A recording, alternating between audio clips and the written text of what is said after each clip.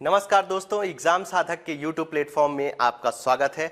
जैसा कि आपको पता है, हम बहुत छोटे टॉपिक उठाकर जो एग्जाम में पॉसिबिलिटी है जिनके आने की, उन्हीं के बारे में हम बहुत सारी जानकारी आपको देते हैं।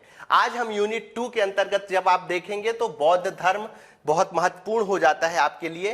तो आज हम बौद्ध धर्म से संबंधित कुछ महत्वपूर्ण जानकारी एक नजर में आपको देने वाले हैं, जल्दी जल्दी रिवीजन के रूप में। ठीक है, चलिए बौद्ध धर्म की बात करते हैं। तो सबसे पहले बुद्ध के बारे में कुछ जानकारी आपको होनी चाहिए।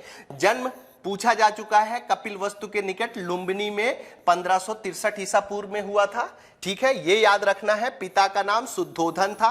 पिता से ज्यादा आपको एक चीज याद रखना है कि ये सांक गढ़ के प्रधान थे। ठीक है, ये पूछा जा सकता है आपसे, तो आपको ये चीज याद रखनी है। माता की बात करें तो माया देवी इनकी माता थी।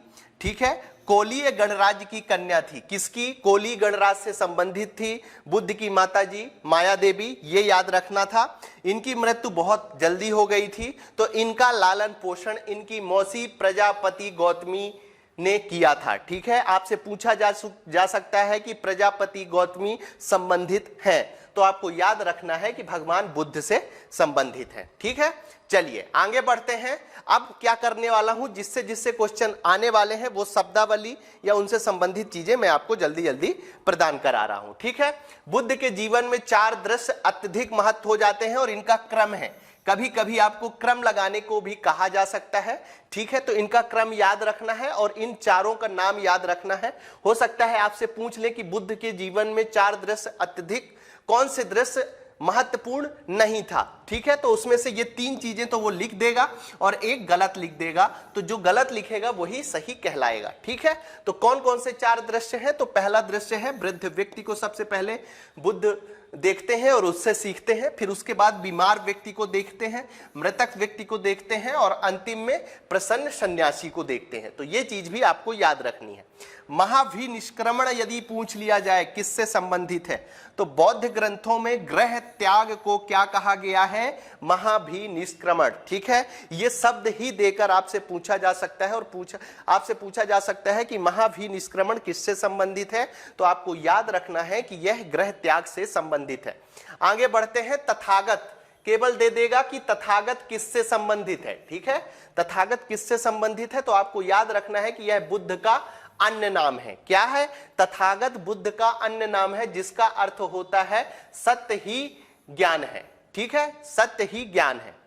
ठीक है, सत्य है ज्ञान जिसका। ठीक है, सत्य है ज्ञान जिसका, उसको तथागत कहा जाता है और बुद्ध जी को का नाम क्या है? तथागत है। शाक्य मुनि यदि आपसे पूछा जाए तो शाक्य मुनि भी बुद्ध का दूसरा नाम है। शाक्य कुल में इनका जन्म लेने के कारण इन्हें शाक्य मुनि के नाम से भी जाना जाता था। ये चीज भी आपके लिए इंपॉर्टेंट हो जाती है और ये चीज आपको याद रखनी है। ठीक है, चलिए आगे बढ़ते हैं। धर्म चक्र प्रवर्तन यदि पूछा जाए कि धर्म चक्र प्रवर्तन किससे संबंधित है, तो आपको सीधा आंसर देना है प्रथम उपदेश से संबंधित है। ठीक है, धर्म चक्र प्रवर्तन किससे संबंधित है, तो प्रथम उपदेश से संबंधित है। यह चीज आपको याद रखनी है। फिर बुद्ध के जीवन से संबंधित बौद्ध धर्म के प्रतीक पूछे जा सकते हैं। अब प्रतीक पूछने का 2 तरीका होता है, या तो सीधा पूछ लिया जाएगा कि बुद्ध के जीवन से संबंधित जन्म में कौन सा प्रतीक है, तो वहां आपको कमल एवं सान टिक करना पड़ेगा। या हो सकता है कि आपको मिलान करने के लिए दे दे। कैसा दे दे? मिलान करने के लिए दे दे, तो ये भी आपके लिए इंपॉर्टेंट हो जाता है। ये चीज याद रखना है। जन्म के लिए कौन कौन से प्रतीक हैं, तो कमल एवं सांड जन्म के लिए प्रतीक है।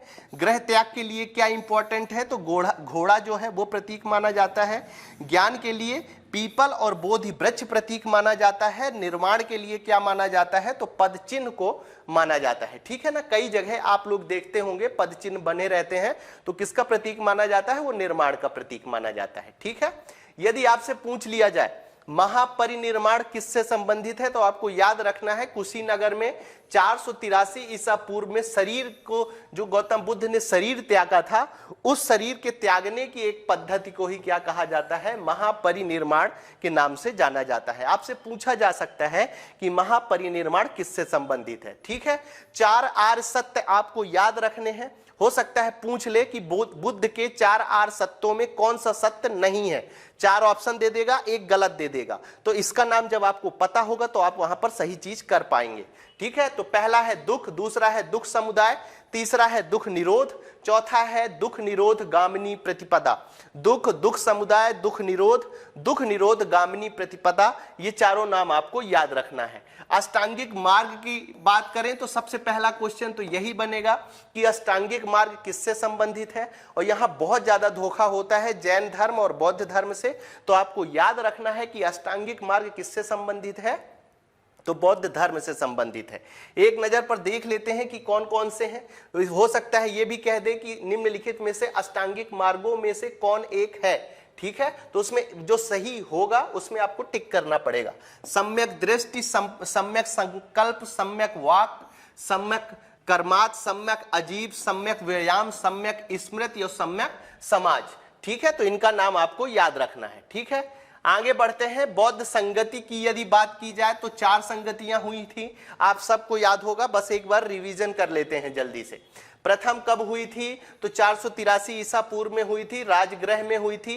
पूछा जा सकता है कहां हुई थी, महाकश्यप इसके अध्यक्ष थे और अजात शत्रु के शासन के समय यही हुई थी, ये याद रखना है।